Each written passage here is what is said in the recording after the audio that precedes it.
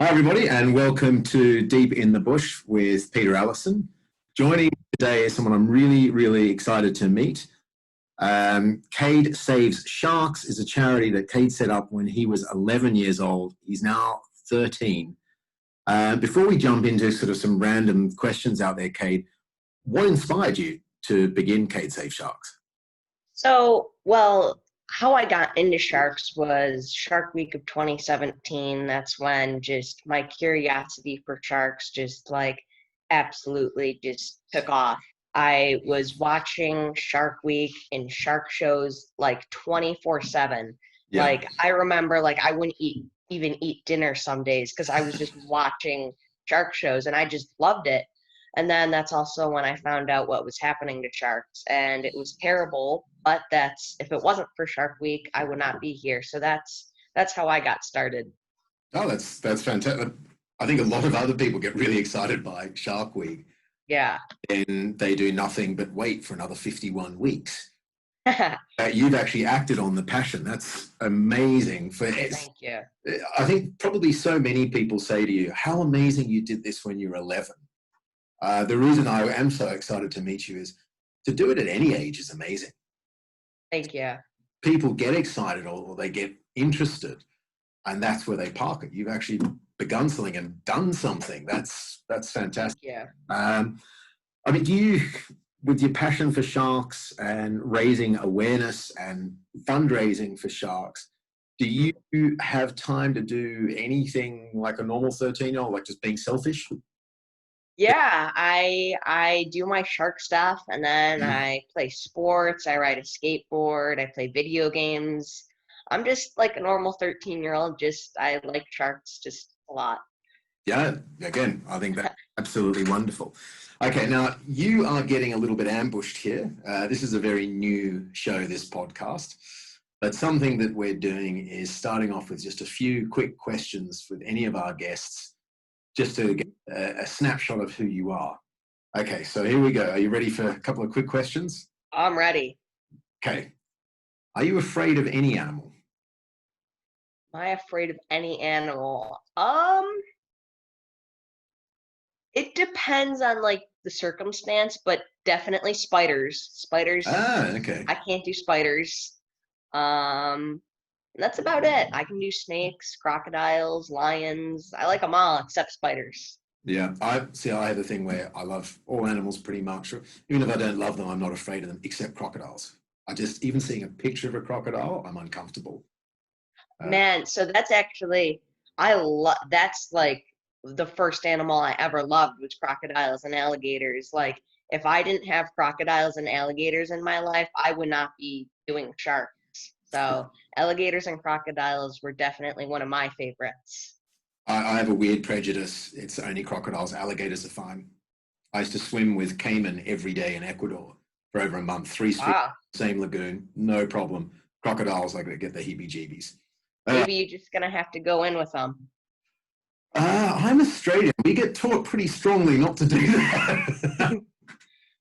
Okay, so if you could bring one animal back from extinction, which one would you choose? Megalodon. Ha, okay. That actually takes care of one of my later questions was Megalodon, is it extinct or just winning at hide and seek? I think it's out there. I mean, 2020 Wow. has been crazy enough. I think Yeah. Megalodon's going to show up. Yeah, but see, 2020 has been crazy in a bad way. Megalodon turning up. Maybe this is January 1st, 2021. Yeah, It's going to show up and thrill us all. that would be incredible. Yeah. Do you eat fish and chips? I don't. Yeah. I don't eat Is there fish. a reason for that? You don't eat fish at all. No, just because, a lot of the fish that I eat it's probably like farmed fish, and maybe a long line was used to catch the fish. And Sure. with a long line, you're catching sharks and marlins and dolphins and whales and all this other stuff. So to eat one piece of fish, you're pretty much eating a shark, a dolphin, a whale. So that's why I don't eat fish. That's again great, and it's fantastic that people hear these messages. I think Thank you. fish has seemed the ecological choice for a Yeah. while, but it's just because people can't see below the ocean surface. Right. And the more the the more loud voices out there saying how damaging it is, the better. Fish are friends, not food. Yes, yes, from that great movie that was not Australian, but at least set there. Yes. There was actually, I think that line was delivered by my former next door neighbor. I used to live next door to Eric Banner. Whoa. And yeah, a long time ago. But all right, so that actually is a perfect lead into my next question. What's the best shark movie?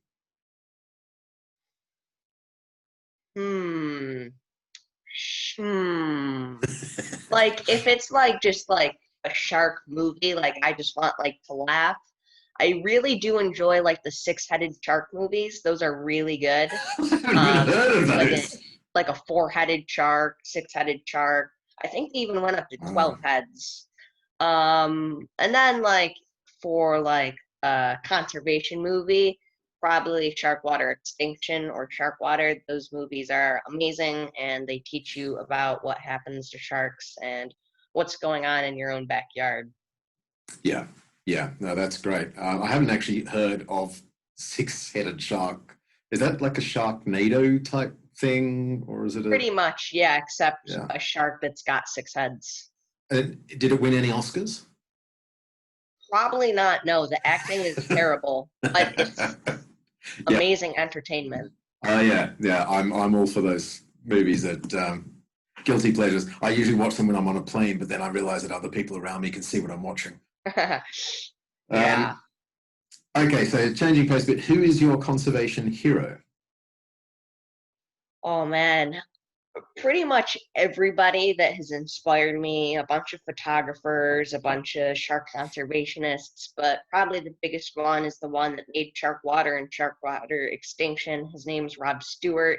He was an amazing person. He did amazing things to help save sharks, and he unfortunately died while trying to help save sharks in a scuba diving incident, but he's definitely one of my biggest inspirations is Rob Stewart.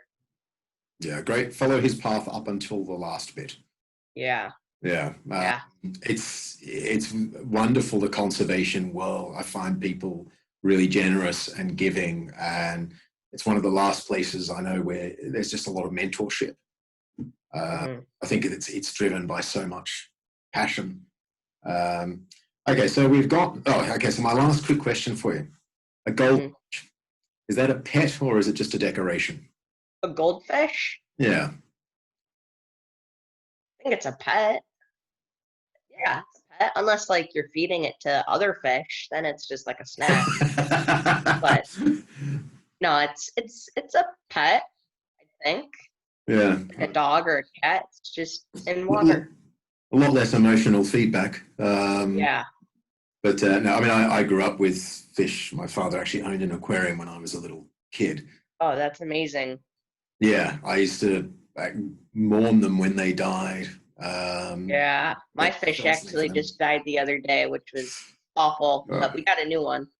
Okay, what do you have? We used to have some puffer fish. Wow, it's different. Yeah, we've had some fish, a couple fish in our lifetimes. Nothing crazy, but some cool ones. So bringing it back to the big fish, sharks. Yes. And what could you tell people about finning? Finning, okay. So if you don't know what finning is, it's the process of which a fisherman will catch a shark and it will bring the shark aboard onto its boat. They will take the shark, cut off all of its fins. They'll throw the shark back into the water while it's still alive. And sharks need their fins to swim and move around, and if they stop swimming, they can die. So the fishermen will take the fins and then they will export them to like Asia over there, and then the shark will be tossed back into the water while it's still alive. It will bleed to death, it will suffocate, other fish will eat it, other sharks will eat it. So pretty much sharks die a miserable death for all of like 6 fins. Yeah, it's a terrible process. And I was looking at some of your posts earlier, and the number in there that it's over 100 million sharks a year killed. Yeah, it's crazy. So that, 11,407 sharks are killed each hour. wow. Okay, that's a terrifying statistic. I It mean, is. looking at COVID, and it's a tragedy that a million people have died from. Hmm. That's taken more than half a year now. And to think that this is happening with sharks Right. at such a rapid rate. Scary. Yeah, and I think sharks are in desperate need of better PR. We're talking about shark movies. And obviously, I know my personal experience is a lot more on land and with based predators. And nothing drives me more crazy than the way they're portrayed. It's so inaccurate. Right. Every lion wants to eat you, and every hyena is sinister. Right. And half the time it's just completely, absolutely wrong. And even the way they move in the films is wrong. So the big carnivores of the world need better PR. And Right. if we go back to the media portrayal of them, it's so hard to get sympathy for something like a shark. Right. Isn't it? I mean, do you find that when It is. It's hard to love an animal that only very few people like. Like the shark conservation community is so small, but it seems like it's like so wide, but it's honestly such a small community, and it just like makes you think like, wow, I really love an animal that not a lot of people like, and that there should be more people stepping up for sharks, and I'm sure it's the same way for lions and hyenas and stuff like yeah. that. The only way you can save hyenas is to save the habitat, and you've got to have some other animal that people are more drawn to. Exactly. Really unfortunate, but that's the reality. The Disney's got a bit to answer for with that. And I mean, I'm sure you know that Peter Benchley, who wrote Jaws, Yeah. the rest of his life apologizing for it. Yeah, it's crazy. He wrote what, like a book about saving sharks. He literally spent his life just like trying to help save sharks because he knew what he did terrorized people. Yeah, yeah, and I think for all the fame and wealth it brought him, he would have given it back. Yeah. So yeah, as I said, they're in desperate need of better PR. Agreed. So you're talking about shark conservation. We touched on finning as obviously a huge threat. Mm-hmm. And you also mentioned long lining, them being bycatch. Are they facing other threats like climate change or? Yeah, climate change, plastic pollution, warming oceans. And a big one is like commercial fishing, so like sports fishermen. So what they do is they literally just go out and try to catch the biggest shark they can. They don't care if they catch 4 little sandbars or 4 little bull sharks. They want that one big great hammerhead or that one big tiger shark. And it's terrible to see because then they bring it back and it's like a pregnant tiger shark or a pregnant hammerhead, and it's terrible to see because they're wiping out the biggest, possibly the biggest species and the biggest animal of its area, and it's terrible to see that they're wiping them out so quick. But sharks face a lot of problems. Yeah, and again, they don't have public sympathy behind them. No. Coming back to it, just day before yesterday, there was an incident in Australia with a surfer, and it was captured by drone footage. Mm-hmm. And a shark just came to check him out. I don't know if you saw this. Yeah, I did. It was crazy. Yeah, but the headlines are "Surfer Survives Shark Attack," or it was "Surfer Narrowly Avoids Death." And if you look at it, and if you know anything about any animals, it was like a dog coming up to sniff your hand. Right. You're afraid of dogs, and so it is a threatening experience for you. But I didn't see any threat from that shark. Yeah, no, it literally came up to check what it was and then bolted away. Yeah, and the surfer himself, if you read his quotes, he was very, very Australian. He's like, "Oh, I had a sniff of my feet and didn't really like the smell or something, so off it went." And he was fine about it, but the media was making it out of some normally respectable papers. Yeah. Basically saying, "Oh, he's lucky to be alive." So that probably happens 1,000 times a day to surfers around the world without it. Oh, I'm sure. Yeah. And it's honestly, I think, like during 365 days, 1 year, right? I There's probably only about 2 good shark stories put out by the media, and the rest of them are just, Yeah. surfer dies in shark attack, and it's like, what the heck, that guy was probably not where he should have been, or the water was murky, or there was a dead whale somewhere, and Yeah. it's just like, give sharks more credit. I wish sharks could talk. I feel like if Yes. sharks could talk, there would be If you consider something good would happen. how many people there are in the water at any given point Hmm. in the world, and then how few shark attacks there are, it actually shows how safe we are with sharks. Yeah. Because we are swimming with them all the time. And I think that's the thing people don't realize is how many sharks are. I actually did a course on the east coast of South Africa years back, and it was a specific diving course on sharks. It's something that isn't offered anymore. It's got the Naui shark speciality. And one of the statistics we were given from the Natal Sharks Board is that 80% of sharks caught in nets are swimming out.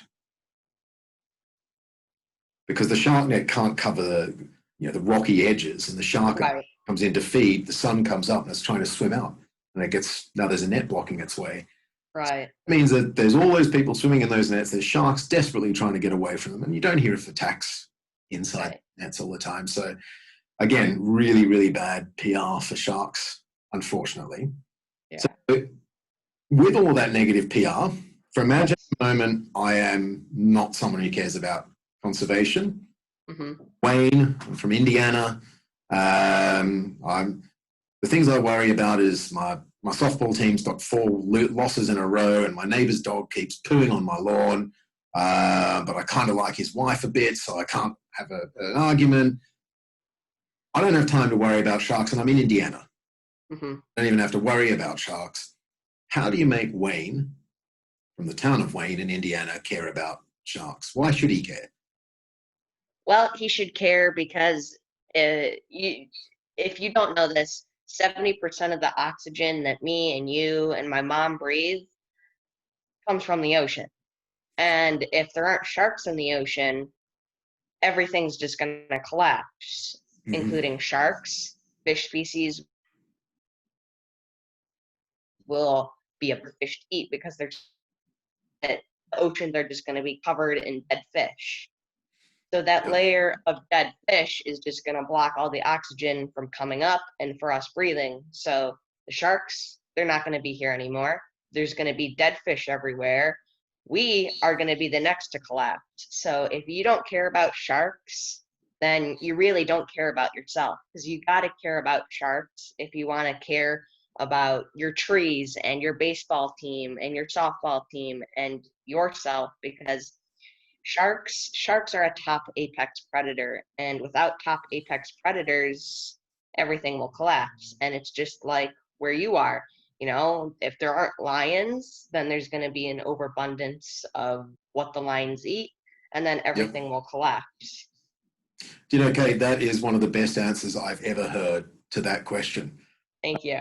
Yeah, you hit that out of the park. That's fantastic. I think that's wonderful. I might plagiarize a bit of that if I can. Okay, I give you all rights. Oh, don't do that. But yeah, I mean, it is really interesting. If you go to the savannas of Africa, for example, again, take away the apex predators, there's a massive problem. I always describe it as it's a house of cards. And you think you're pulling out this thing, and it's getting a bit wobbly. And one day you take away something you think is insignificant, and the whole thing collapses because the web is so fragile. Exactly. In fact, the most drastic effect would be if you took away termites. Yeah. What you spoke about with all the dead fish, you would have grass coming up after the rains, turning brown, nothing to chop it down. The next year, no grass will grow. The area will be moribund. All the dead wood would be piling up, nothing to eat that up as well. Within a year, you'd lose everything. So, but yeah, that's a really great answer. I think Wayne's going to buy one of your bracelets. Yeah, Wayne better buy one. So Hey, he better get his softball team in check. yeah, maybe he needs to give them a new mascot. They become Yeah, the a Indiana shark. Sharks, the Indiana Corn Sharks. Yeah. So if Wayne is now a convert to shark conservation, what can he do? Well, there's a couple main big things. He doesn't wear like lipstick and stuff like that, but for his wife, don't get lipstick that's got squalene in it, because 98% of the time it comes from shark derived oil. And you don't want to be smothering endangered shark on your face. That's absolutely nasty. Yeah, Another big thing is, if you're on a vacation, don't buy shark teeth that are white. That shark was most likely killed for its teeth or for its fins and the jaw. The fisherman took the teeth out and sold them to the supplier. Another big thing is watch shark documentaries. These are big ways to help, because in these documentaries, they tell you about everything that I'm going to tell you right now. Tells you, be more respectful to sharks. Don't litter. Don't, support like shark fishermen. Don't go on fishing trips that you could catch a shark. So those are just some big ways to help. Definitely. So don't buy suntan lotions or sunscreen that's got squalane in it. Don't buy white shark teeth, and watch lots of shark documentaries. yeah, that's Oh, and tell your friends and family about sharks and what's happening. yeah. I did not know that about lipstick.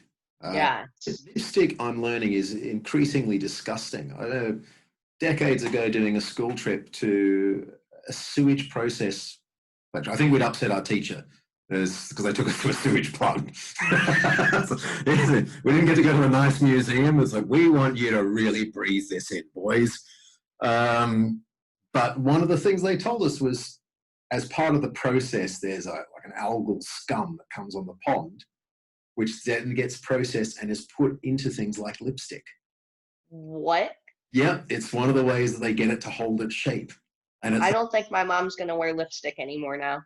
yeah, I was at that age desperate that a girl would want to kiss me, but not so keen on it if she had. I was about your age. Not anymore. After that, yeah. So yeah, there's your gross facts for today. Thank you. That's nasty. If you like a little bit of grossness in your life, have you ever heard, again going back to Australia, of the shark arm case? This should interest you. Going back 1930s in Australia, a fisherman caught a tiger shark, and it was alive, and he delivered it to a place called the Coogee Aquarium. Coogee's a suburb, beachside suburb. And the aquarium back then was basically just a big Olympic-sized swimming pool, which they would drop sharks in until they died. People would pay money to look at them. And the tiger shark swam around for 3 days and then vomited up a human arm. And as you can imagine, they quickly cleared the crowds out. And they were, where did this arm come from? And it turns out that the tiger shark had eaten another shark that had already ingested the arm. Holy cow. Yeah, a smaller shark. And then out came this arm from the smaller shark inside it. But when the police looked at it, they said, this was not bitten off. But the arm had a tattoo. And they cleverly just ran an ad saying, do you know who this tattoo belongs to? And the guy's wife and brother came forward and said, he's hanging out with shady characters. Where is he? Is he okay? And it turns out they managed to catch the people that did it, who were later on acquitted because they said, we don't have a body, we just have an arm. And they couldn't convict him. They said, well, there's no proof that he's dead. Oh my gosh. This whole crazy thing, starting with just the fluke that shark was the one that got caught, is pretty remarkable. Crazy. Yeah, so that's, you can imagine being in the aquarium that day. I don't think too many people would have left there with a smile on their face. No. It was the 1930s, maybe they thought that was fun. So I just want to add one thing for Wayne. Don't buy pet food that's got whitefish in it, because that also could be shark. So don't feed your dog or your Yeah, neighbor's dog. yeah, that's right. And Yeah, I don't know if it's true in the States, but I know a lot of countries in the world. And the reason I asked earlier about fish and chips is it's often shark. it is. The little dogfish or pajama sharks, one of those little sharks. Hmm. And so few people seem to realize that. Yeah, it's And crazy that you could, again, be eating shark and they're labeling it fish and chips. You just think, oh, it's a haddock or yeah, whitefish, and and you're really eating shark. yeah, and in a lot of places, there's no law against calling it whatever you want. Right. Flake is a fairly common one. I don't know Hmm. the term used, and that just means you're eating shark. And there's no census, it appears, done on these animals to see what the health of their population is. They're just being culled. And I know that recently you spoke to the Florida House of Representatives. What were you lobbying them for? So there was a bill to stop the import and export of shark fins in Florida. So Miami, Florida was the biggest importer and exporter of shark fins, and we found this out. And that's like an hour away from where we have our house in Florida. So that wasn't cool that, Miami's the biggest importer and exporter of shark fins. So me and this group called Shark Allies went up to Tallahassee and we spoke in front of the House of Representatives. And it actually just passed like a month or two ago, which was amazing. So that bill is now official. And I was just telling Oh, them, wow. hey, you know what? We got to help save sharks. That's amazing. That's Thank you. an actual result. Thank you. Because normally the wheels of politics turn very, very slowly. So Yeah. uh, that's the best shark news I've heard since Yao Ming had that very. Yeah, that was crazy that he did that. Hopefully he can get back into that and helping save sharks. Well, he's and for anybody who doesn't know who Yao Ming is, he is literally the biggest sports star in China. I think there's only 29 people in the world taller than him. He's the only Chinese-born player to have played in the NBA, or certainly during his career. A massive man. He makes Shaq look like one of the seven dwarfs. And huge guy, but a dedicated conservationist. And apparently his actions in China reduced consumption of shark fin soup by a third. Yeah, there were three people that were on that campaign with Yao Ming. It was Yao Ming, David Beckham. Mm-hmm. He was an amazing soccer player, and one other person. I don't know who it was. Oh, I think it was one of the princes, maybe Prince Harry, maybe. I think it was Prince William actually on that one. Yeah, Yeah. he's done a lot with Wild Aid. Yeah, yeah. That would be amazing if we could get them back on board to help save more sharks.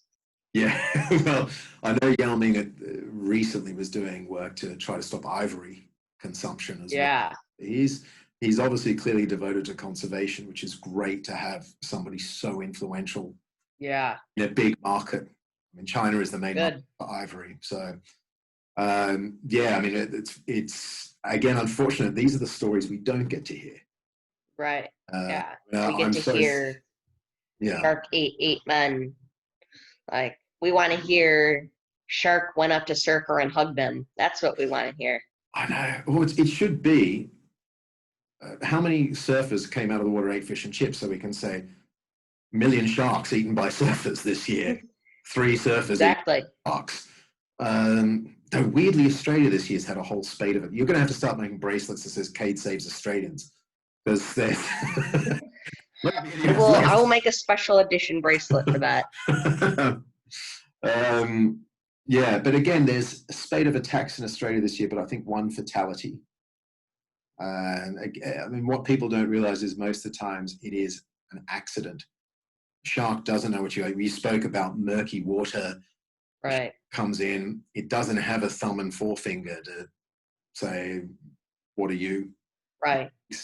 It takes a bite, and yeah, they're almost like the toddlers of the ocean. They find out what something is by biting on it. And yeah, there is so many factors go into an attack? Are they in the wrong place at the wrong time? Is it murky water? Is it shark migrating season? Is there fishermen chumming the water? Is there a dead whale 4 miles away and there's sharks coming in and out? There's so many factors that can play into it. And Yeah. it's unfortunate that, surfers will go out. They should check the time and check if there's a dead whale in the area and check, because they're putting themselves in risks. Yeah. And then it's unfair if they get attacked, because then what's going to happen is whoever was attacked, that country is going to come after all the sharks and wipe out all the sharks, and that's not fair. Yeah. As another interesting thing I saw in some of your posts, which are really educational. So anybody on Instagram, have a look at Cade Saves Sharks. You're going to learn a lot. I think you have the Florida economy, shark viewing. I think jobs that creates, the amount of revenue that generates. It's crazy. Yeah, there was just these fishermen that came in, and we were just like trying to figure this out, because Florida, like, there's only like a couple states in all of America that allow shark diving. There's it's like Florida, Rhode Island, New York, and like California. I'm sure there's more, but those are like the big ones. So that's like 4. You can literally go fishing like anywhere. You can go on the coast. You can catch fish in freshwater. You don't have to catch sharks. You don't have to catch sharks. Sharks are good. We need sharks. Yeah, absolutely. I mean, again, from my experience, when you're talking about the guys going out and they just want the biggest possible tiger shark. Yeah. It's similar with trophy hunting, and they always say, oh, we take the males past their prime. But a male lion past his prime gets booted out by a younger male and might live a week or 2 if he's lucky after that. Right. How are they managing to find that guy each and every time? Yeah, it's right. If maybe the hunters actually believe what they're saying, but it's absolutely not true. If you really want to hunt this animal, learn a little bit about its biology and life cycle. Right. It is the worst thing for lion population dynamics, and I'm sure it is same taking out the biggest sharks in an area. Exactly, because then you just have a bunch of little sharks, and hey, I love the little sharks, but it's going to take many years for them to be able to reproduce. So you need the big sharks. Yeah. I mean, we've seen that with ecosystems where when they're healthy, I mean, with the wolves being reintroduced to Yellowstone, so amazing things happen. But one of them was that crazy numbers of little weasels and badgers actually went through the roof, because without the wolves, coyotes were dominating and taking out all the small carnivores. And the wolves suppressed the coyote numbers, which allowed even raptor numbers, birds of prey, came up because wolves were introduced. So think again, your point about taking away sharks, what a balance there's going to be in the ocean.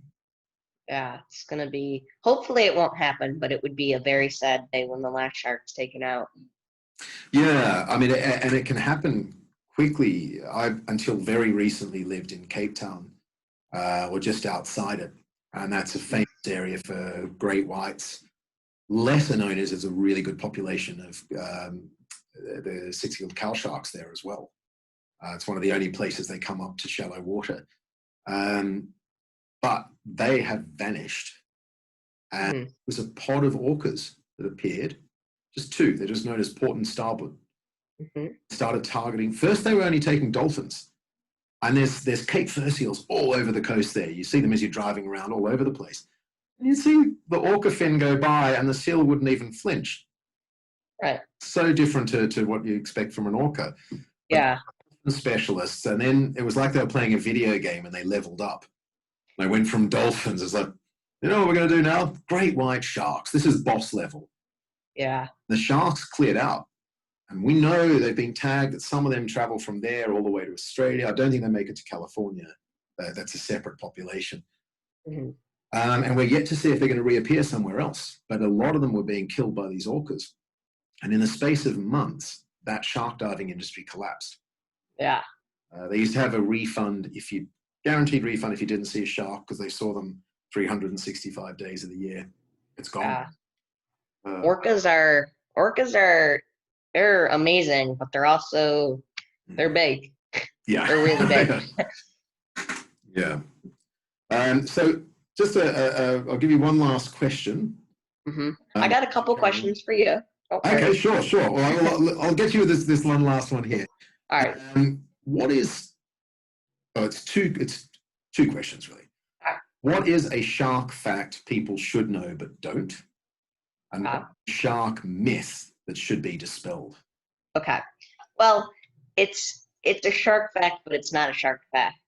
It's like kind of, but it's kind of not.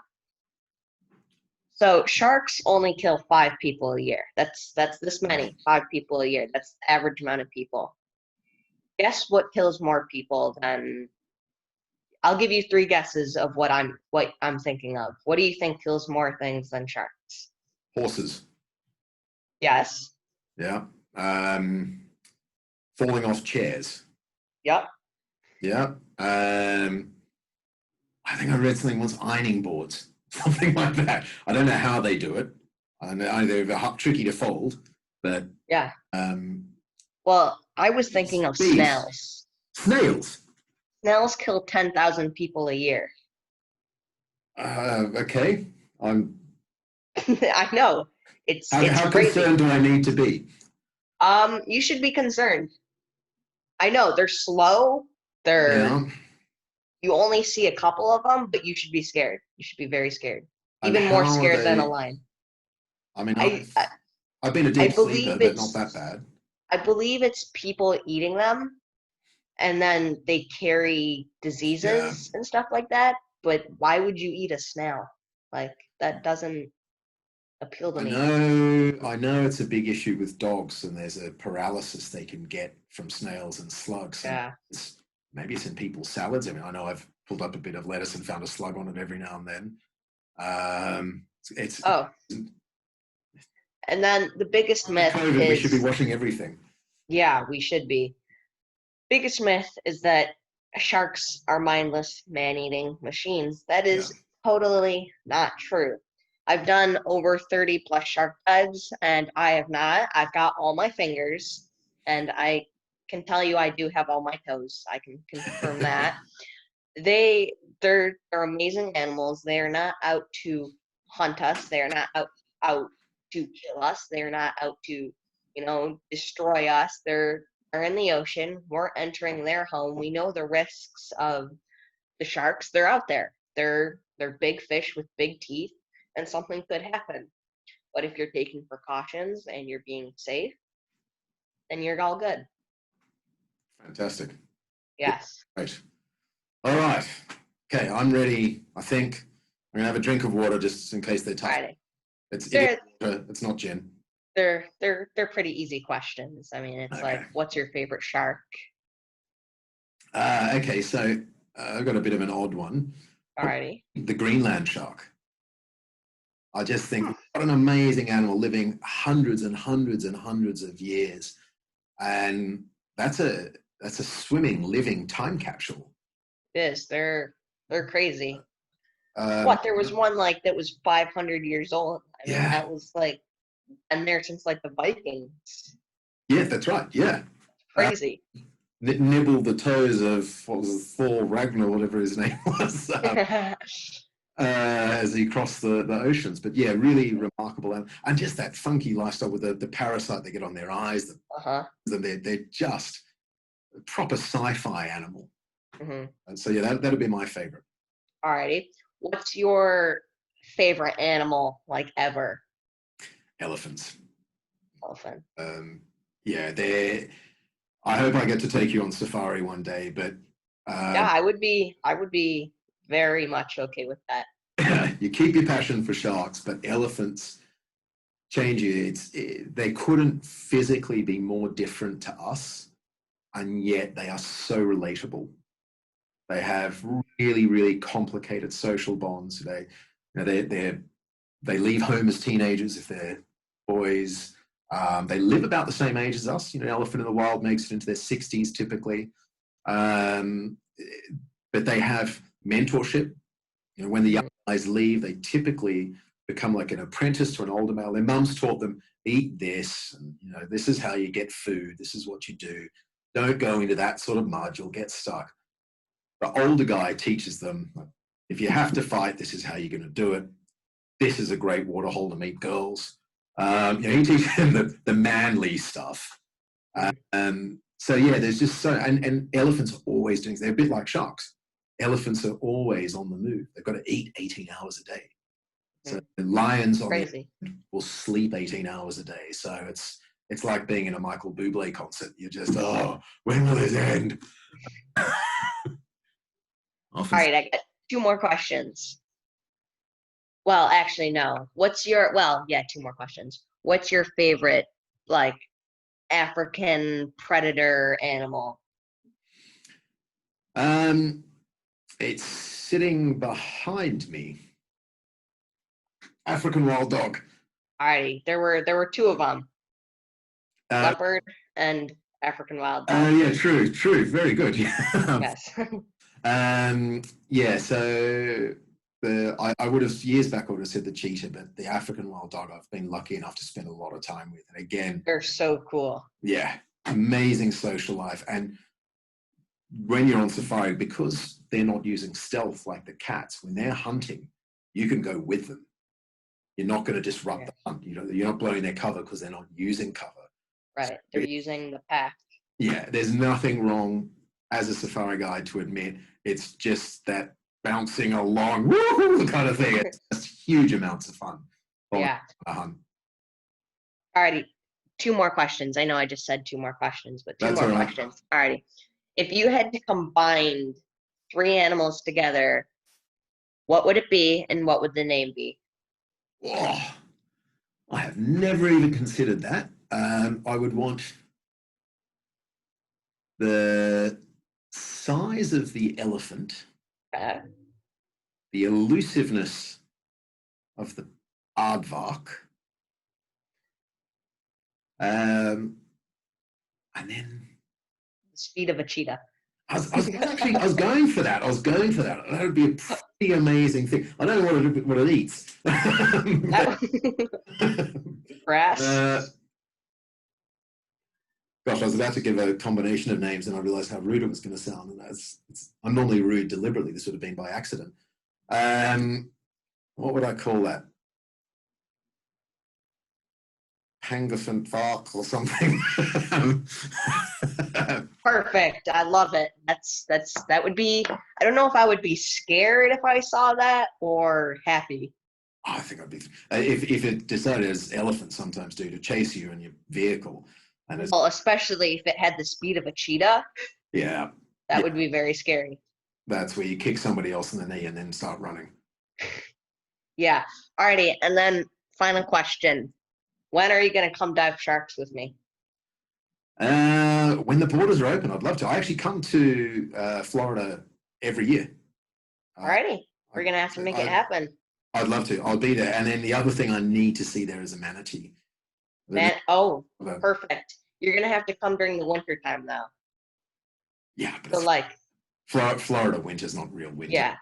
Because that's when the manatees are there, and that's also when the great hammerheads and tiger sharks are there. So okay, I'm in. Alrighty, let's do it. Give me an excuse. Florida in winter sounds fantastic, which probably means I'm getting old. No, that's not true. Okay, thank you so much. And where should people come to look to learn more about what you're doing? I mentioned your Instagram page. Mm-hmm. There's something else that people should be looking at to learn more about what you're doing? That's a great one. And if you just want to learn about just like basic shark facts, go to Shark Allies, Save the Sharks. You can literally just type in like shark conservation Instagrams on like your Google or Safari, and you can look it up. And there'll be many. I mean, there's so many great ones that you can go to. But Shark Allies, you can go to my Cade Saves Sharks if you'd like to. I post videos and facts about sharks, which is cool. Great. Well, listen, again, I want to say it's really inspiring to meet anybody passionate about conservation. It's more to meet somebody that's actually achieving things. And I really hope that you carry on with this for the rest of your life, because you've got a long, long way to go. And unfortunately, conservation work is never quite done. No. So Same with you, though. I was very happy to meet you, and we are going to get you in the water with some big sharks. I'm in. I'm in. Do it. I love Then it. you're going to I have need to a take me to wetsuit. see some elephants. Yeah, I'm going to have to lose the lockdown pounds first. It's okay. then I gained a couple pounds too. Yeah, you're growing. Anyway, on that, thanks so much, Cade. Really appreciate the time. Actually, I learned a lot. I'm going to go throw out my wife's lipstick. Make sure that that's all good. And we'll chat again soon. I'll let you know when I'm coming to Miami. Thank you. All right. Thanks a lot. Thank you. Let's speak later. Bye. Bye.